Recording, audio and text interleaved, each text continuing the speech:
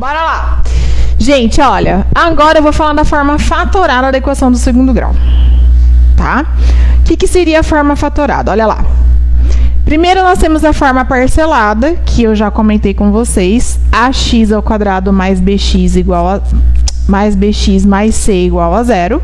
Essa seria a minha forma parcelada, as parcelas a, b e c, certo? Ou eu tenho a minha forma fatorada, que é a que multiplica x1, x menos x1, que multiplica x menos x2 igual a 0. Ai, mas por que eu preciso disso? Eu vou mostrar para vocês nos exercícios que às vezes você precisa saber essa forma fatorada para você resolver o exercício, tá? Se você não souber essa forma fatorada, você não consegue resolver o exercício. Vou mostrar para vocês isso. Então, vamos lá. Eu coloquei um exemplo ali, ó. X ao quadrado menos 12x mais 35. Certo?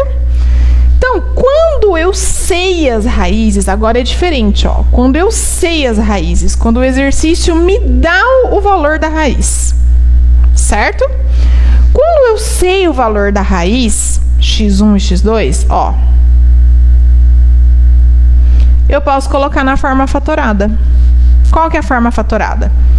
Esse x aqui, tá vendo esse x? É da fórmula, ele não muda. Menos também é da fórmula, não muda. E o 5, que é o meu x1. Certo? Vezes, isso também é fórmula. Esse parênteses é da fórmula, esse parênteses é da fórmula, esse x é da fórmula, esse menos é da fórmula, e o 7, que é o meu x2. O parênteses também é da fórmula, o igual é da fórmula e o zero é da fórmula. Pronto, coloquei na forma fatorada. Certo? Vamos supor que o meu x1 seja 3 e o meu x2 seja menos 4. Como que ficaria isso na forma fatorada? Assim, ó. X, que é da fórmula, menos, que é da fórmula, 3, que é a minha raiz, vezes, que é da fórmula, parênteses da fórmula, x da fórmula. Agora, o menos da fórmula com o menos do x2, presta atenção, o menos da fórmula com o menos do x2 fica mais. Então, aqui ficaria mais 4, igual a 0. Certo? Então, vamos supor que eu tenha, o exercício me deu o valor das raízes. Então, eu tenho x1 e x2. E aí, ele pede a equação. O que eu faço? Coloco na forma fatorada, depois eu faço a distributiva e chego na equação do segundo grau, que o exercício está pedindo. Tá? Vamos fazer o exercício para vocês entenderem melhor do que eu estou falando? Bora lá? Ó, ele diz... As duas soluções de uma equação do segundo grau são menos meio e 1. Então, a equação é... Ao contrário agora, ó. Ele deu o x1 e o x2. x1 menos meio. x2, 1. Ele deu o x2, o x1 e o x2 e pediu a equação. Como que eu faço? Coloco na forma fatorada. Então, qual que é a fórmula? X, como o x1 é negativo, aqui vai ficar positivo. Vezes x menos 1 igual a 0. Ó, forma fatorada, que eu acabei de explicar para vocês. Ah, mas não tem isso daí na equação, nas alternativas. Por quê? Porque agora eu tenho que fazer o quê? O chuveirinho. Esse vezes esse vezes esse. Para poder chegar em uma dessas alternativas aí. Tudo bem? Vou fazer esse exercício na lousa. Bora lá? Vamos lá. O exercício me deu x1 e x2. E ele pede o quê? A equação. Ele está pedindo a equação. Então, eu vou fazer o quê? Pela forma fatorada.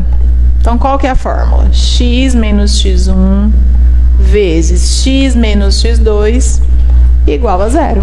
Eu vou utilizar esta fórmula. O x eu mantenho. x1 eu vou substituir. Menos daqui com esse menos daqui vai ficar mais. Vezes x2, 1.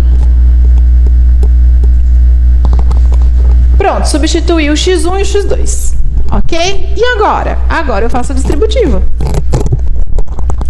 Esse vezes esse vezes esse. Então, x vezes x não é 2x, é x ao quadrado, hein? Pelo amor de Deus. X ao quadrado. X vezes menos 1, menos x. Agora o segundo. Esse vezes esse vezes esse. Meio vezes x, meio x.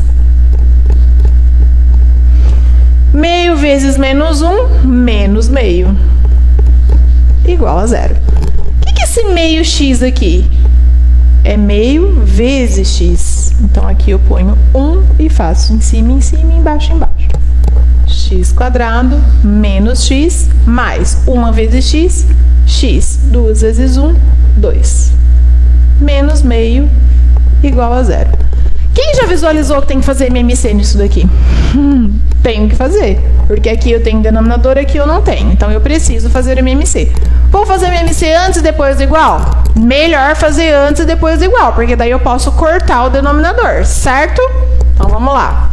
Vou colocar 1 aqui, 1 aqui, 1 aqui. MMC de 1, 2 e 1. 2, né?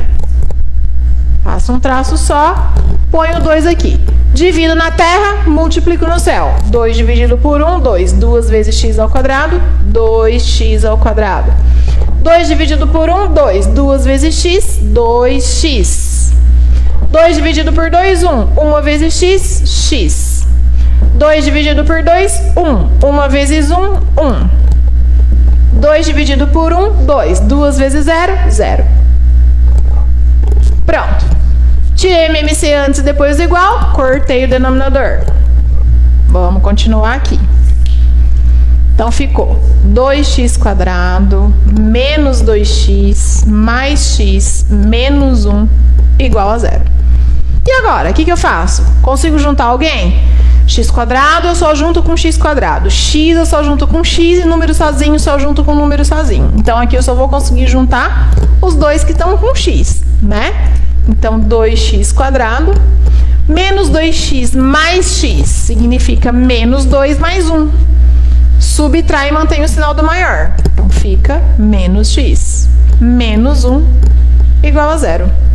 Olha uma equação do segundo grau. Olha que bacana. Chegamos na equação do segundo grau. Certo? Só que aí eu olho na alternativa, meu Deus do céu, não tem. Não tem alternativa. Ai, Deus, eu errei. Não. Presta atenção nas alternativas. Presta atenção nas alternativas. Presta atenção. O A teria que ser 3 ou 4. E se eu multiplicar a minha equação inteira por 2? Não vai dar 4 na letra A? Se eu multiplicar a minha equação inteira por 2, não é C e não é A. Não é a C e nem a A, é a D. Isso mesmo, é a D. Por quê? Porque eu multipliquei a minha equação inteira por 2. Se eu multiplicar tudo isso daqui por 2, vai ficar assim, ó. 2 vezes 2, 4. 4x ao quadrado. Menos 1, porque aqui é 1, né? Menos 1 vezes 2, menos 2. E menos 1 vezes 2, menos 2. Agora sim tem alternativa. Olha que sacanagem que fizeram, hein? Colocaram a alternativa multiplicada. Bora lá. Soma e produto, gente. Quem tá lembrando aí da equação do segundo grau, de quando estudou a equação do segundo grau, sabe que a gente pode achar a equação do segundo grau por soma e produto também, tá?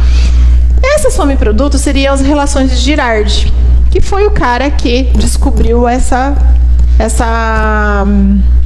facilidade de poder somar as raízes e poder multiplicar as raízes. E aí ficou com o nome dele a fórmula, ok? Vamos lá. O que seria isso, ó?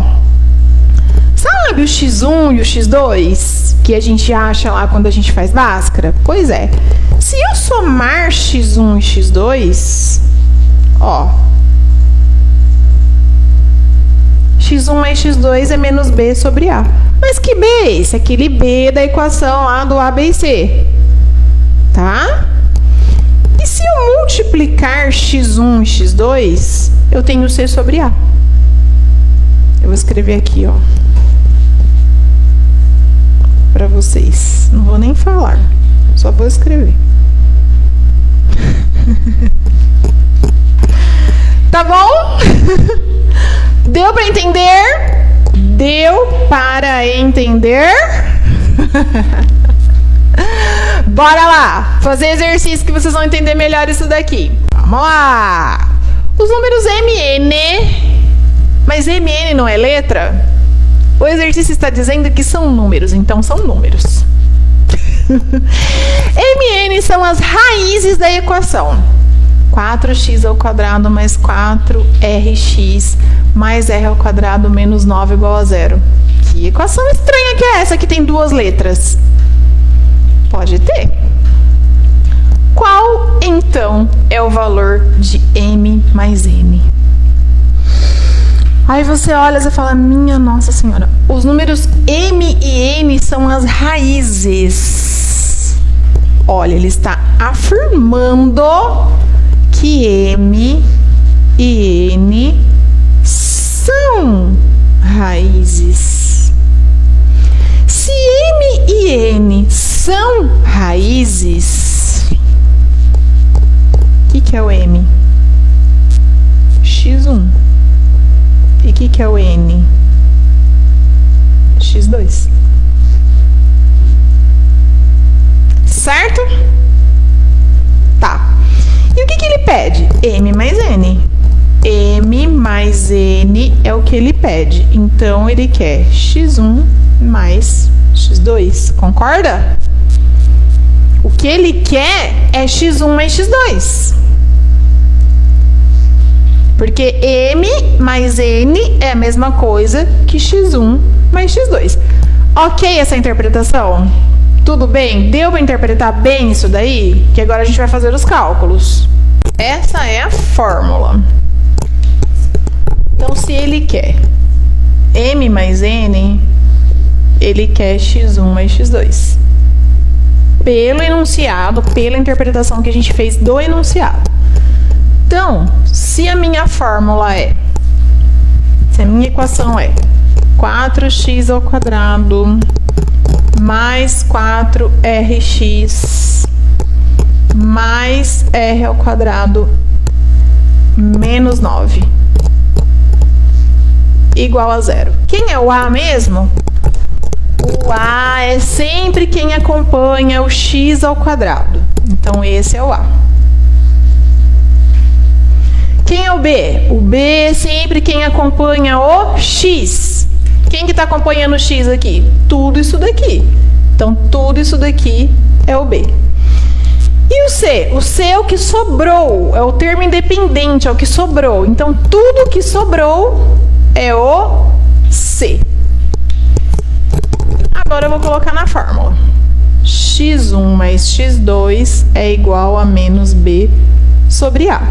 x1 mais x2 é igual a menos, quem é o b?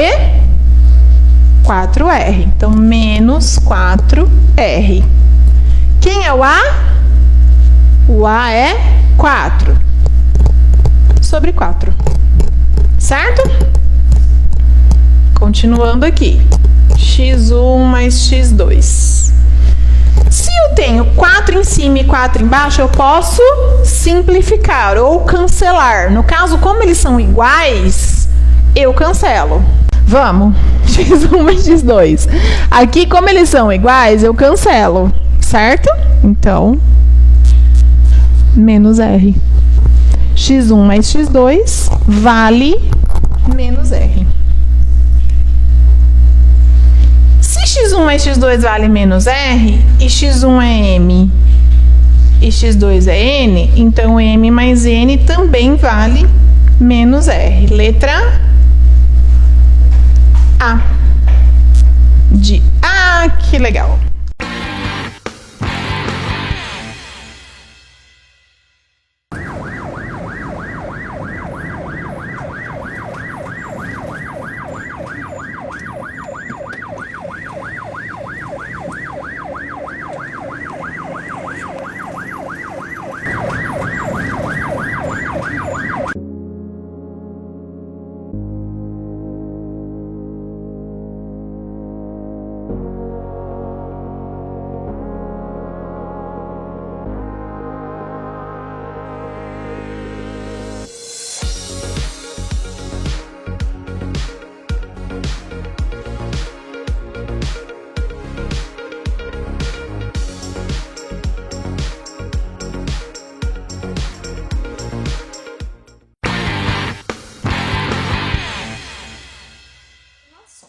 Bom, por onde eu começo?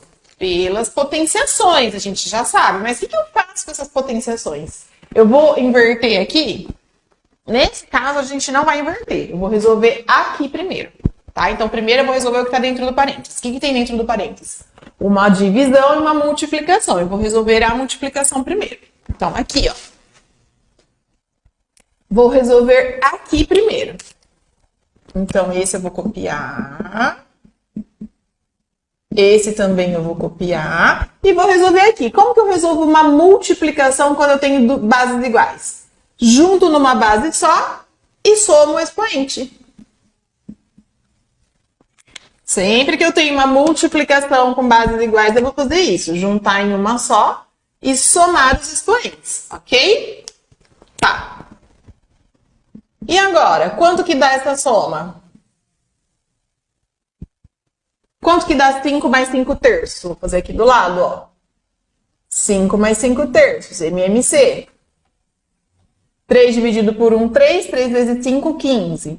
3 dividido por 3, 1. 1 vezes 5, 5. 20 terços. Então, isso daqui é 20 terços. Então, 2 elevado a menos 7. E aqui, 2 elevado a 20 terços.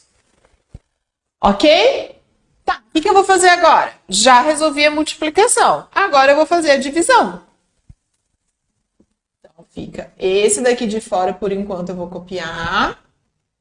E aí, como que eu resolvo essa divisão? Divisão de bases iguais. Vou juntar as duas em uma base só. E o que faz com o expoente quando eu tenho divisão?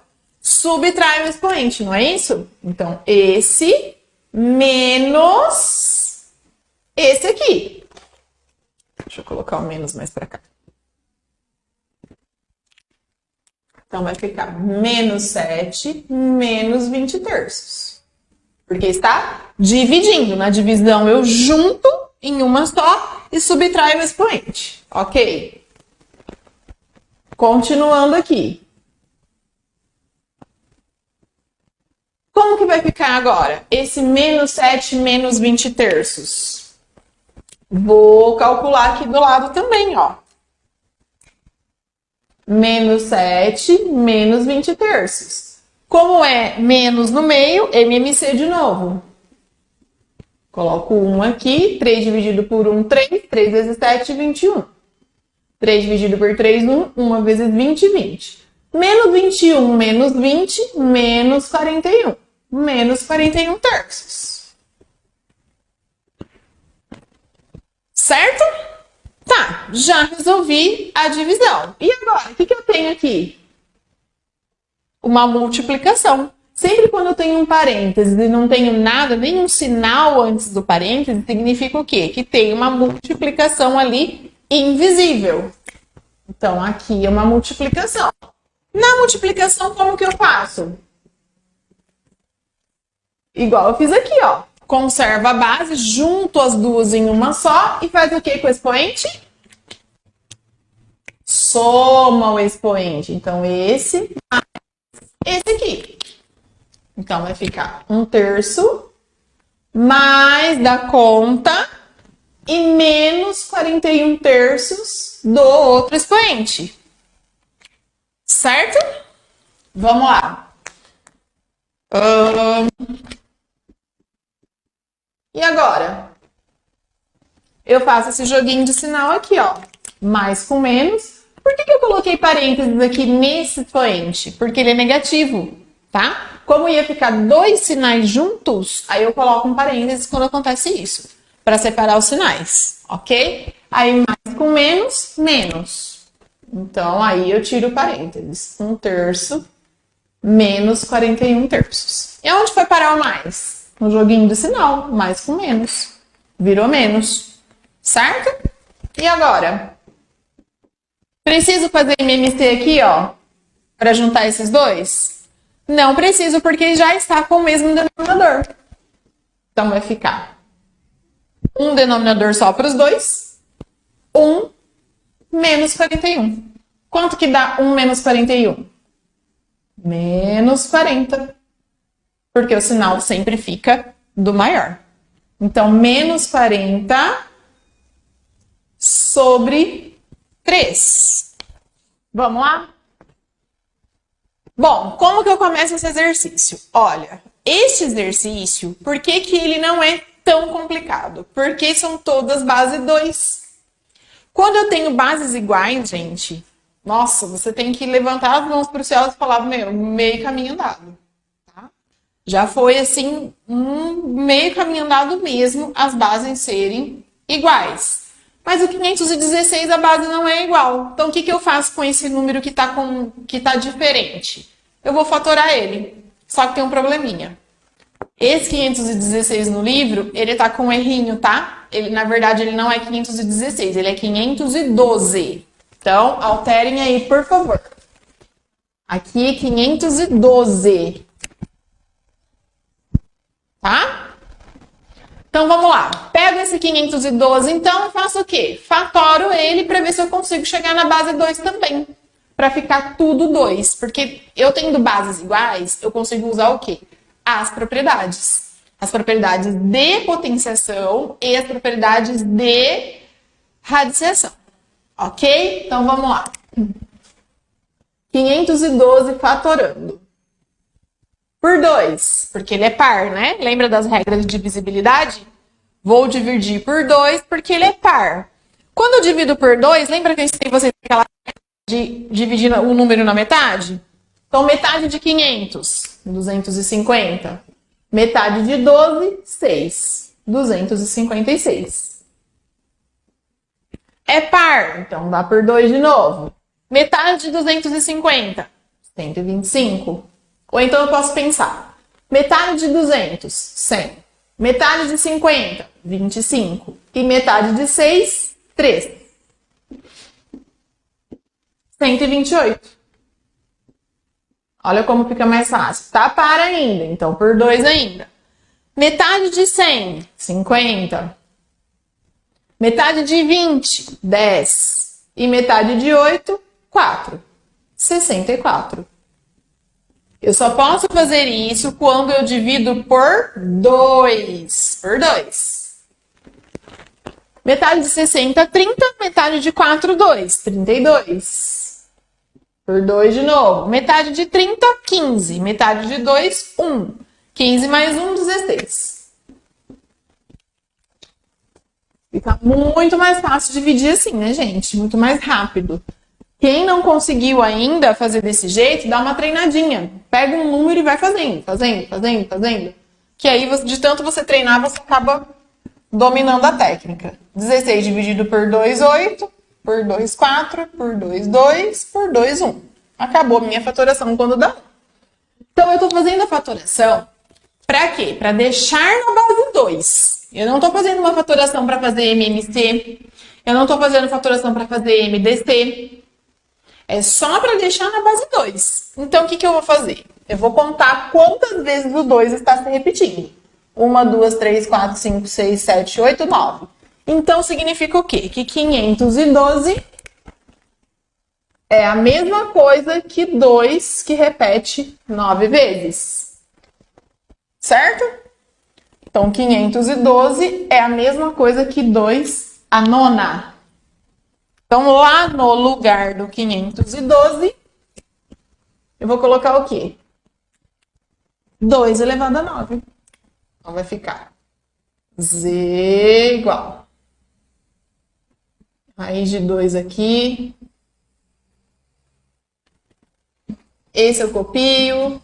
Esse também eu copio. Esse eu copio. E aqui no lugar do 512, 2 elevado a 9. Aqui, ó. No lugar do 512, eu coloco 2 elevado a 9. Tudo bem até aqui? Deu para entender? Posso continuar? Vamos lá. E agora, o que eu vou fazer? Agora eu já deixei todo mundo na base 2. Depois que eu deixei todo mundo na base 2, eu começo a utilizar as regras, certo? Aqui em cima, como não tem expoente, tá um raiz de 2 normal, então eu vou deixar ele por enquanto, não vou mexer. Vamos levar esse raiz de 2 até o final para ver como que vai ficar. Eu vou mexer aqui, ó. Por quê? Porque aqui eu posso usar a regra da potenciação, a propriedade da potenciação. Duas bases iguais, multiplicando no meio, junto em uma base só e somos expoentes. Aqui, mesma coisa. Junto numa base só e somos expoentes, o que eu acabei de fazer no outro exercício. Então, vamos lá. Raiz de 2 em cima. E aí, eu vou juntar. 2, 3... Deixa eu até fazer maior. Deixa eu fazer maiorzinho para vocês entenderem bem o que eu tô fazendo. Então, ó, lá dentro da raiz. 2 vai ficar 3 aqui, mais que é da conta, menos 3. Então, ó, esse expoente, juntei os dois numa base só. E esse expoente mais esse expoente. Certo? Vezes aqui. A outra raiz agora. Vou fazer a mesma coisa. Vou juntar numa base só. Então, 2. E o expoente? Menos 7 mais 9. Esse expoente mais esse expoente. Certo? Agora é só fazer aqui, ó. Mais com menos, menos. Então, vai ficar raiz de 2 em cima, mantém. 2 elevado a 3 menos 3, né? Porque mais com menos dá menos. E aqui, menos 7 mais 9 vai ficar 2 positivo, porque é o sinal do maior. 2 positivo. Certo? Vou continuar aqui.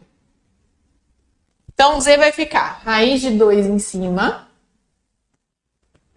E embaixo. 3 menos 3 é. Então, 2 elevado a 0 aqui.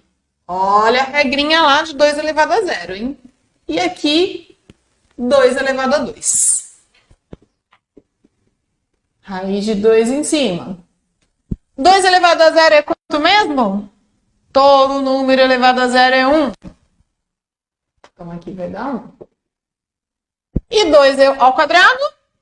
2 vezes 2, 4. Então, raiz de 2. Quanto que é a raiz de 1? 1. Porque 1 vezes 1 é 1. E raiz de 4? 2. Porque 2 vezes 2 é 4. Então, eu tenho que Z é raiz de 2. 1 vezes 2, 2. Sobre 2. E agora, acabou? Acabou. Por que acabou? Porque a raiz de 2 não tem exata. Não é que a raiz de 2 não existe. A raiz de 2 existe. Ela é 1,4 alguma coisa. Se você for fazer na calculadora, você vai ver que raiz de 2 é um número decimal. Por quê? Porque não tem nenhum número que vezes ele mesmo vai dar 2. 1 vezes 1 é 1. 2 vezes 2 é 4. 3 vezes 3 é 9. Então, eu não tenho nenhum número inteiro que ele vezes ele mesmo vai dar 2. Então, por isso que a raiz de 2 não é exata. Quando a raiz não é exata, a gente não faz. A gente deixa dessa forma aqui. A não ser que no enunciado ele esteja dizendo: use raiz de 2 como 1,4, por exemplo. Aí sim você vai utilizar o valor aqui. Mas se no enunciado não está dizendo nada sobre a raiz de 2, você deixa na raiz de 2. Mas o resultado pode ficar uma raiz, professora? Pode. Pode ficar raiz no resultado se a raiz estiver em cima. Se a raiz estiver embaixo, não pode.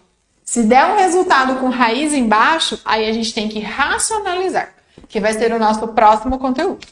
Tudo bem? Então, o exercício é isso. Não tem alternativa esse exercício, é um exercício dissertativo. Essa seria a resposta final. Raiz de 2 sobre 2. Z igual a raiz de 2 sobre 2. É a resposta final, a gente não tem mais o que fazer aqui. Tudo bem? Alguma pergunta? Bom, já falamos de potenciação, já falamos de radiciação, agora nós precisamos falar de racionalização. O que seria racionalização? Então, eu coloquei aí uma introdução para vocês, tá? Que dentro da matemática existem algumas convenções, né? São algumas coisas, alguns acordos que foram feitos, que isso traz em todos os livros de matemática. E a racionalização é um deles, ok? O que é esse acordo de racionalização? Existe uma regra que diz que não se pode deixar um denominador com raiz. Então, se você desenvolveu o exercício, resolveu o exercício, chegou lá no final, deu um resultado com uma raiz embaixo, você não pode deixar aquele resultado dessa forma. Você precisa o quê? Você precisa racionalizar esse resultado. Racionalizar esse denominador. Tirar essa raiz de baixo. Certo? Do denominador. Ok? E para isso existe uma técnica. Existem várias técnicas, na verdade, né? Depende do número e depende do exercício, do que tem ali dentro da raiz, da quantidade de raiz. Existem várias técnicas para a gente fazer essa racionalização. Vamos lá? Racionalizando. Primeiro caso. No primeiro caso, gente, é quando nós temos uma raiz só embaixo. Então, eu já coloquei exemplo aí de cara. Então, olha só. Como que nós racionalizamos um denominador com raiz? Que é este exemplo aqui, ó. Esse denominador, ó, tá vendo que o denominador está com raiz? Nós não podemos deixar ele aí. Nós temos que tirar essa raiz de baixo. O que é essa técnica? Como que a gente resolve essa técnica? Olha lá. 2 sobre raiz de 3. Eu repito aqui. 2 sobre raiz de 3. Aí, o que eu faço? Eu multiplico. Ó. Eu multiplico por quem? Pela raiz que estava embaixo. Então, embaixo no denominador eu não tinha uma raiz de 3. Eu vou multiplicar por raiz de 3 aqui e por raiz de 3 aqui. Certo? E aí eu tenho uma multiplicação de frações. Na multiplicação de frações, como que eu resolvo? O de cima com o de cima e o de baixo com o de baixo, não é isso? Então, quando eu multiplico 2 vezes raiz de 3, eu tenho 2 raiz de 3. Por que não fica raiz de 6? Porque eu não posso nunca misturar um número que está fora da raiz com um número que está dentro da raiz. Essa é uma regra básica, tá? Então, anotem aí. Eu só consigo multiplicar os números quando eles estão os 2 fora da raiz ou os 2 dentro da raiz. O número que está fora da raiz, eu não posso multiplicar com o número que está dentro da raiz, ok? Então, por isso, fica 2 raiz de 3. Embaixo eu tenho 2 números dentro da raiz, então eu posso multiplicar e transformar essas 2 raízes em uma raiz só. Então, olha lá. Raiz de 3 vezes raiz de 3, raiz de 9. Eu transformo em uma raiz só, multiplicando os números de dentro. Então, quem está dentro, eu multiplico com quem está dentro. Ok? Raiz de 9.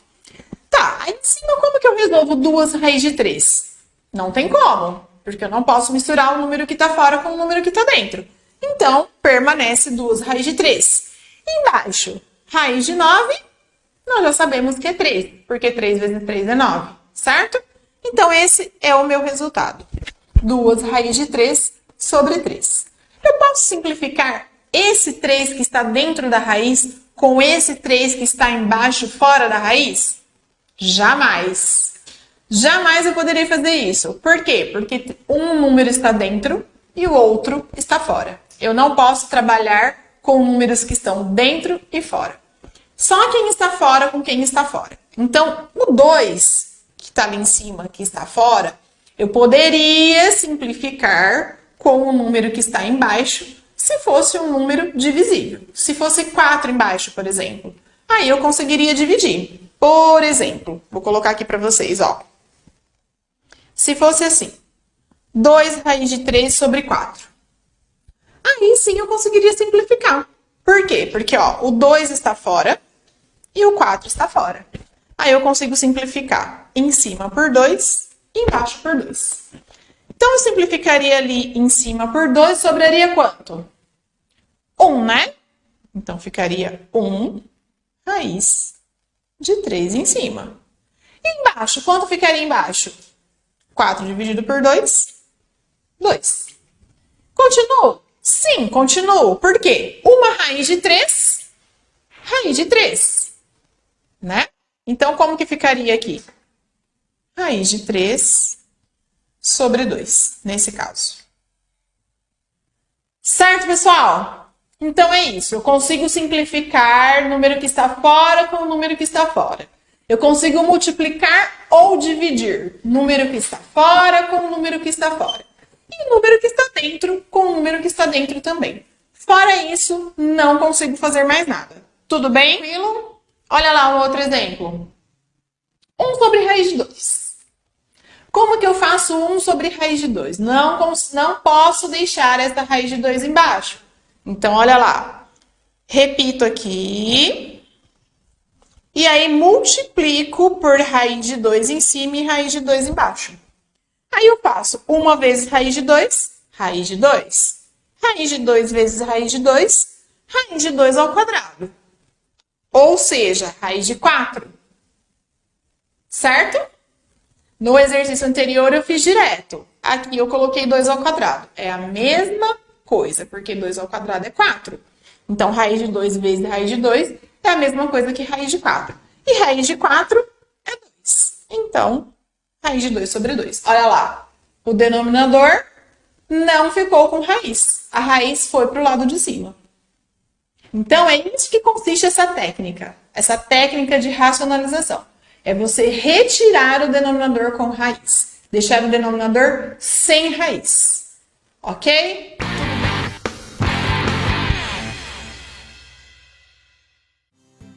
Já conhece o Clube Confiança? Um sistema de fidelidade de todas as unidades de postos de combustíveis e serviços da Rede Confiança em Indaiatuba.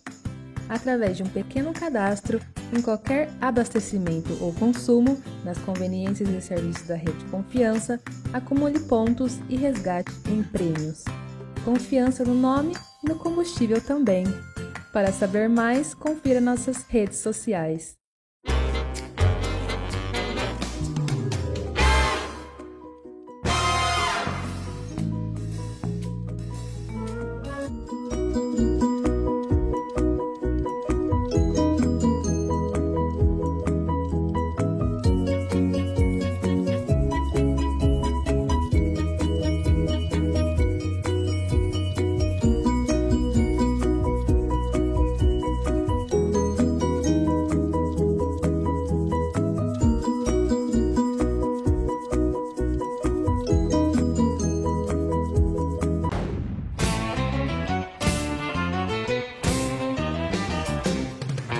No Pesqueiro 3T, você encontra pratos deliciosos aliados a um ambiente muito agradável e descontraído.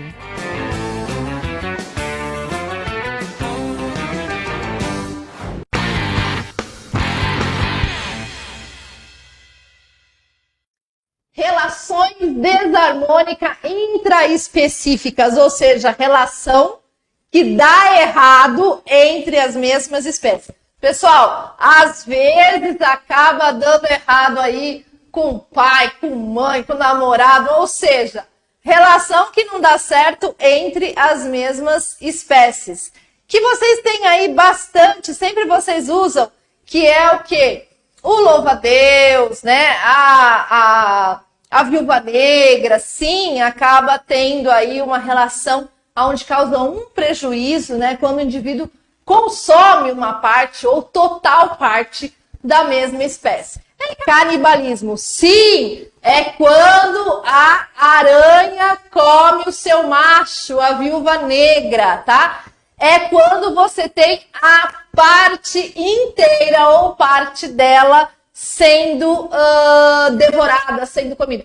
Ah, Erika, mas isso aí não é predatismo? Não, porque o predatismo são de espécies diferentes. E aí a gente está falando que são umas relações intraespecíficas da mesma espécie. Então, canibalismo, ok? Competição. A competição de espécies iguais, das mesmas espécies, elas nunca vão dar certo. Uma parte vai dar ruim. Qual é a parte que vai dar ruim? A parte mais fraca, a parte que vai perder. Então, vai perder por quê? Território, fêmea, macho, comida, água. Então, eu tenho a mesma espécie brigando entre si por causa desses fatores, né? Ambiente em si. E uma delas vai dar ruim, pessoal. Não tem como as duas ganharem nesse ponto. Então, relação desarmônica intraespecífica entre as mesmas espécies. Aí, o que eu estava falando para vocês agora há pouco ali, ó. Relações desarmônicas interespecíficas. Então, o canibalismo é entre as mesmas espécies. O predatismo é de espécie diferente. Pegou? Pegou aí, ó. Volta comigo. Intraespecífica, canibalismo. Interespecífico, predação, predatismo. Ou seja, é quando eu preciso fazer o outro, né, a outra espécie me favorecendo.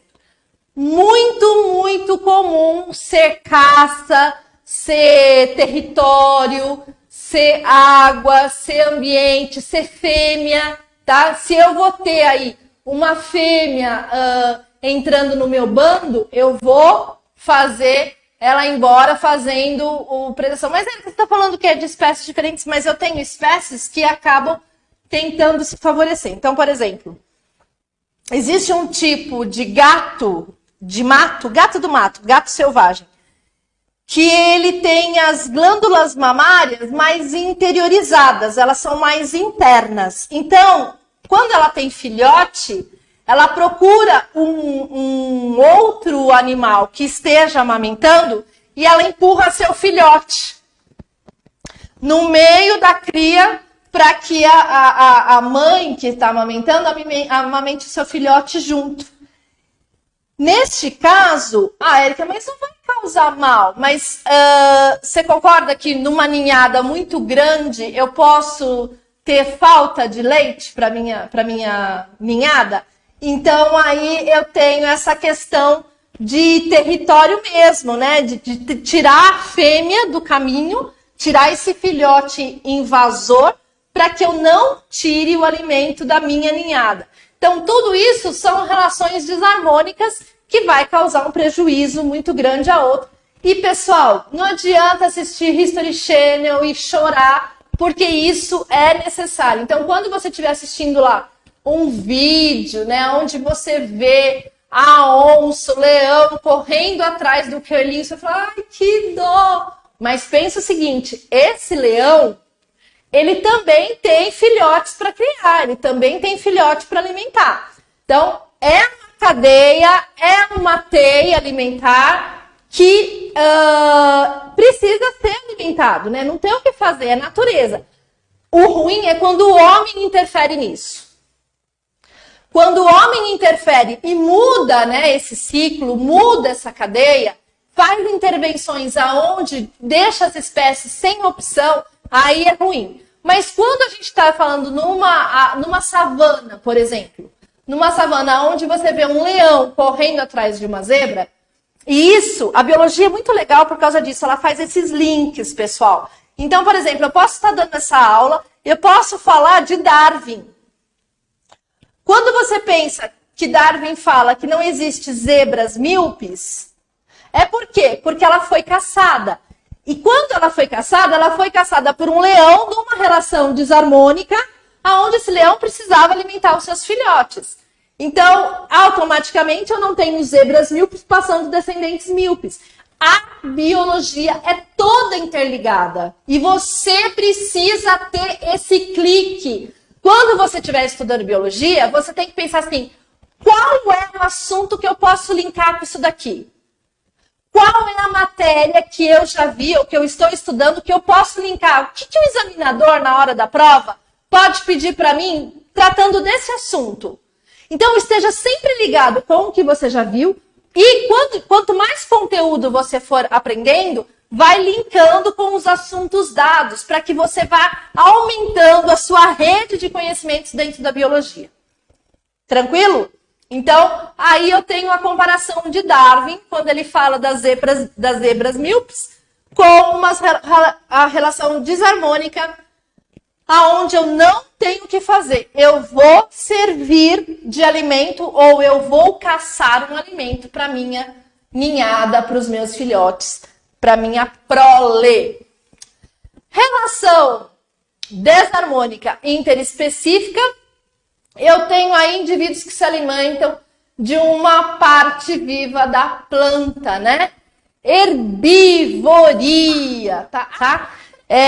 Aí eles se alimentam de todas as partes de qualquer planta, que não é o caso do vegetariano. O vegetariano é só legumes, frutas e verduras e os derivados, né? Derivados de animais, ovo, leite. E aí a gente vai tendo o não consumo da carne em si. Tranquilo?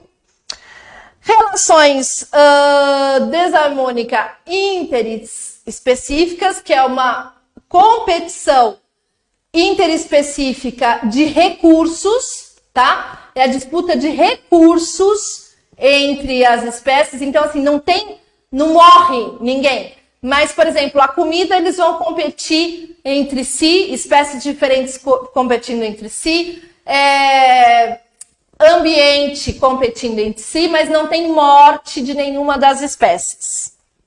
E aí, pessoal, eu tenho essa parte que é muito bacana, porque a gente vai linkar lá na frente quando a gente for falar um pouquinho sobre as pirâmides ecológicas.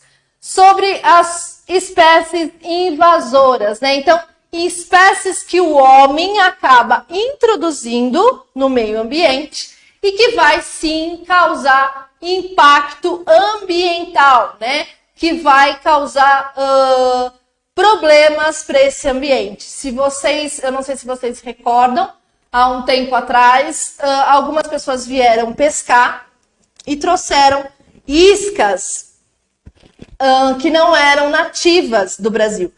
E essas iscas foram deixadas no rio e elas acharam um meio de sobreviver na natureza, né? Acharam condições ambientais de se procriar.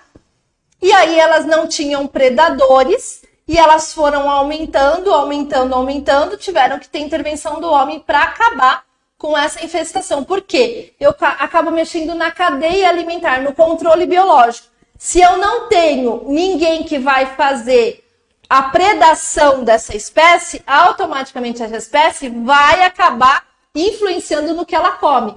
Então eu tenho um desequilíbrio aí nessa cadeia bem significante e eu posso falar que muitas vezes essas espécies invasoras são espécies introduzidas de forma intencional ou até acidental, que é no caso dessas iscas de pesca, e aí eu acabo causando um ambiente, né, um desastre ambiental, aonde eu não tenho predador natural para essa espécie que foi introduzida.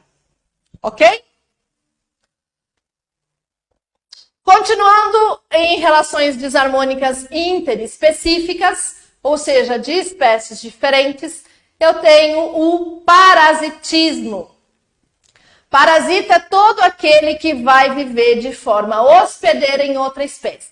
É o piolho, é o carrapato, é a pulga. Você aí que coça, pode estar sim com piolho. E o piolho, você acaba de saber que ele é uma relação desarmônica interespecífica, porque você é de uma espécie e o piolho é um artrópode, é de outra espécie, e ele está fazendo um parasitismo em você. Sim, você faz parte da cadeia alimentar.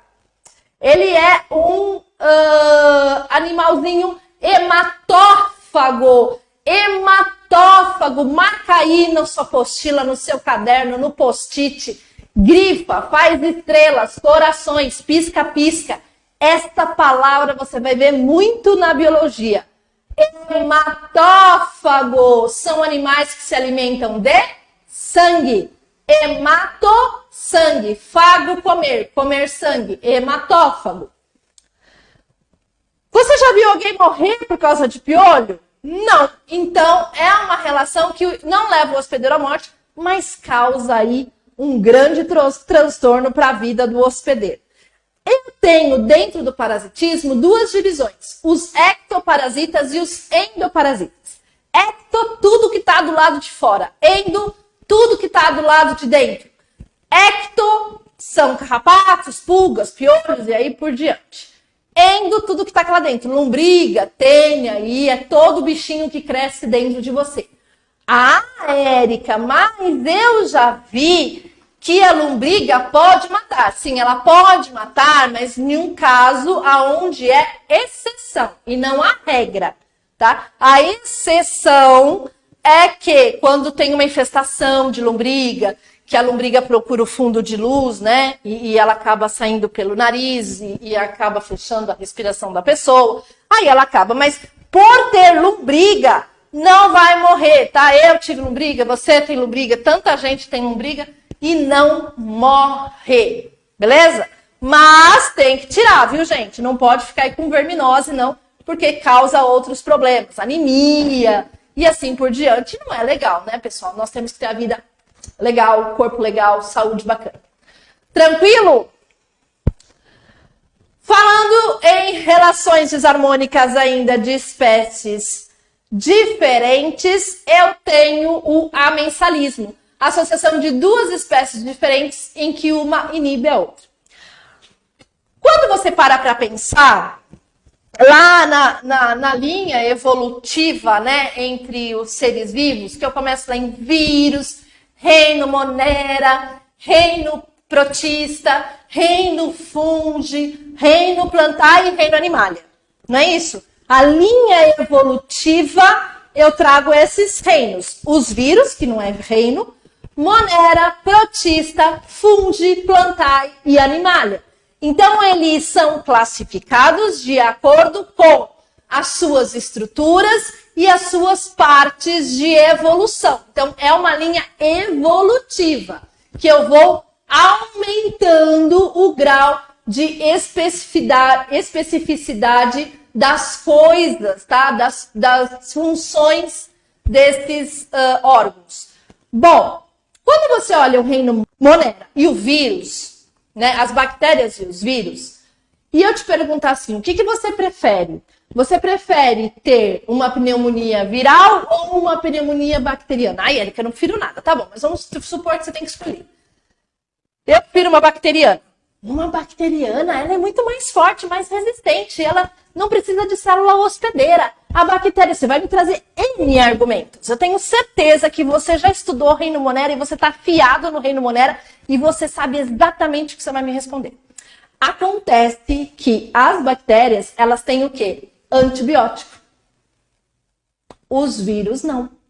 Os vírus, elas precisam do meu organismo para que o meu organismo esteja legal, para que ele consiga combater o vírus. Visto o coronavírus que está aí, que a gente está convivendo na pele com ele e tendo que estar com um organismo bem bacana para que os estragos não sejam assim tão significativos como a gente tem visto aí, infelizmente, em alguns casos, tá? Os antibióticos, a grande maioria, não todos, são feitos de fungos. Sim, a penicilina é um fungo e que é feito um antibiótico. Então, quando eu tenho numa relação... Olha só o link de tantos assuntos aí, né? Falei de vírus, falei de bactérias. Viram como interage tudo na biologia? Eu tô falando para vocês que relações desarmônicas interespecíficas, quando eu falo de amençalismo, é duas espécies diferentes, aonde uma vai aniquilar, destruir, acabar com a outra. Neste caso, fungos e bactérias. Beleza? Ó, eu trouxe aí um comparativo para vocês dessas relações aí entre espécies diferentes e espécies iguais, né? As mesmas espécies. Tá bem bacana, tá bem colorido, aonde você pode ver direitinho quem faz o quê, quem ajuda quem traz benefício para quem e quem não traz benefício nenhum. Beleza? Bom, eu começo a falar sobre adaptações.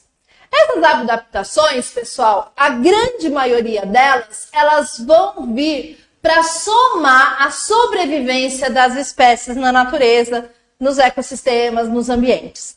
Estratégias de sobrevivência a gente chama de adaptação, tá? Então, melhor adaptação ao meio ambiente, como é a melhor forma de obter alimentos, qual a melhor forma de fugir, enganar, disfarçar o seu predador. Isso tudo a gente chama de adaptações. Bom, uma das adaptações mais conhecidas é a camuflagem. Dá uma olhada aí. Acha o bicho. Aqui eu tenho uma coruja, aqui eu tenho uma borboleta, aqui eu tenho um bicho-pau ou bicho-folha, né? Aqui no tronco eu também tenho um bicho e na folha, escondidinho aqui, eu também tenho um bichinho, tá? Então, são todos os modos e meios de se misturarem ao ambiente e se camuflar, fugir do predador. Com a cor, com o formato, com o meio, muito parecido para que não seja comido. Então, assim, por que acontece isso, Érica? A espécie, ela vai se adaptando, pessoal, quando começa a perceber que o número de indivíduos dessa espécie começa a diminuir. Com essa diminuição, o próprio organismo, a própria genética desses animais, elas vão modificando para que as espécies se perpetuem, para ter espécies longas, né, duradouras. Então, só para você ter uma noção, vamos falar um pouquinho de nós, do homem. Quando você pega o homem da caverna, ele tem o corpo bem mais peludo, os dentes bem mais afiados, muito mais dentes, eles eram muito maiores, a testa era muito maior, bem mais proeminente, né? Tudo isso por quê? Porque ele tinha que sobreviver num tipo de ambiente. Com o passar das eras, né, dos milênios, o ambiente foi favorecendo com que a gente chegasse no que a gente é hoje. Mas nós não somos o final da mutação, nós não somos o final da mudança da espécie. Nós estamos numa constante mudança, nós estamos numa constante adaptação, nós estamos numa constante camuflagem. Por quê? Porque o nosso organismo, ele vai se acostumando com o ambiente.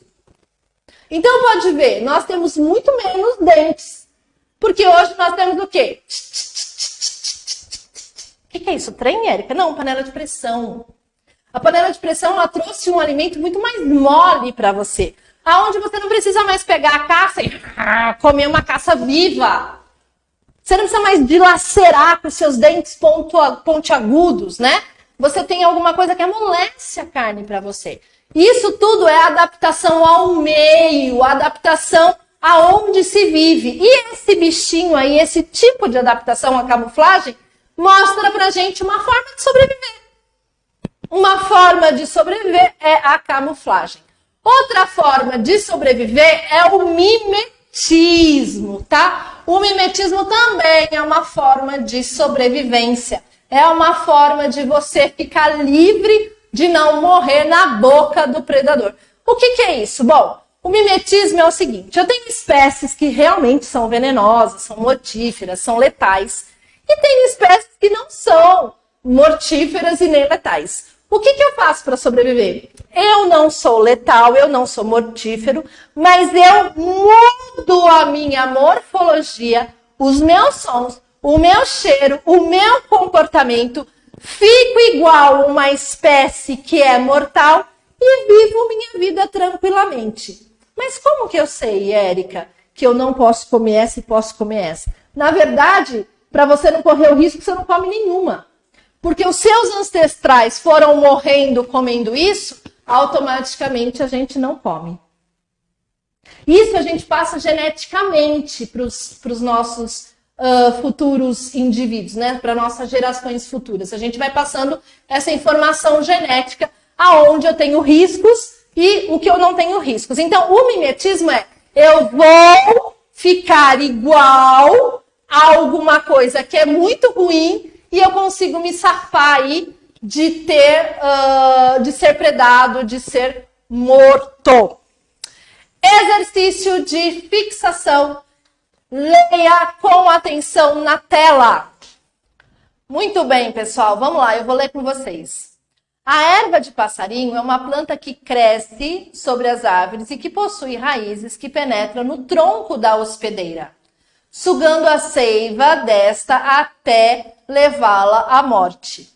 Assinale a alternativa que representa o tipo de relações ecológicas descrita entre a erva de passarinho e a árvore. Bom, olha lá! Eu quero que vocês prestem bastante atenção nessa questão, para a gente entender o que se pede e o que não. O que é importante para a gente saber nessa questão? Bom, tronco de hospedeira, sugando a seiva até levar à morte. Uma das espécies foi ruim, deu ruim, não foi legal. Eu tive a morte de uma das espécies, tá? Bom, se tive a morte de uma das espécies, é uma relação desarmônica. Não pode ser um mutualismo, uma protocooperação, comencialismo, epifitismo, porque nenhuma delas vai causar a morte. O mutualismo acaba não tendo ação, né, despotencialização, mas não leva à morte, nesse caso, parasitismo. Cuidado, hein? Muito cuidado, porque o inquilinismo, ele também fica na árvore, só que ele não leva a árvore à morte. Ok? Parabéns para você aí, se você acertou esta questão.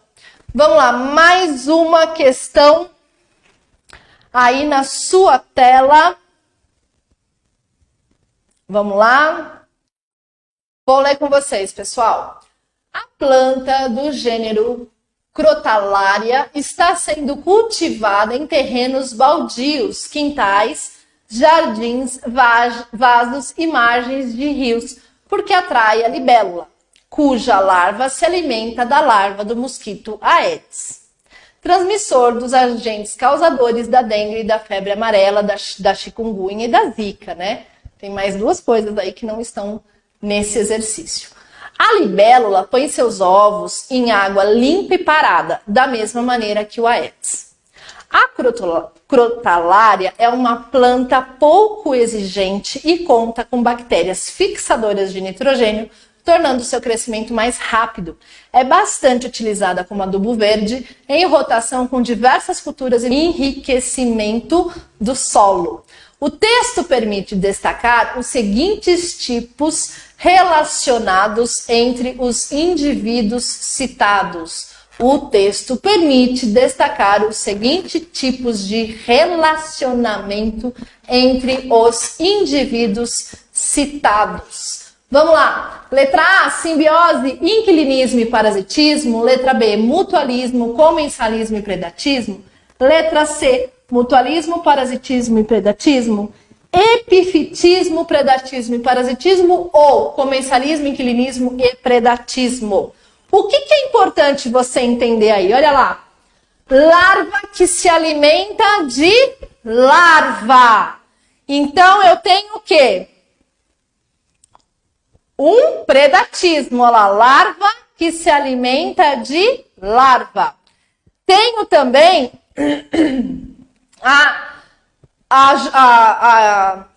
eu não vou ter a dengue e a febre amarela, ou seja, você é a extinção de alguma coisa aí, de uma espécie que viria a acontecer.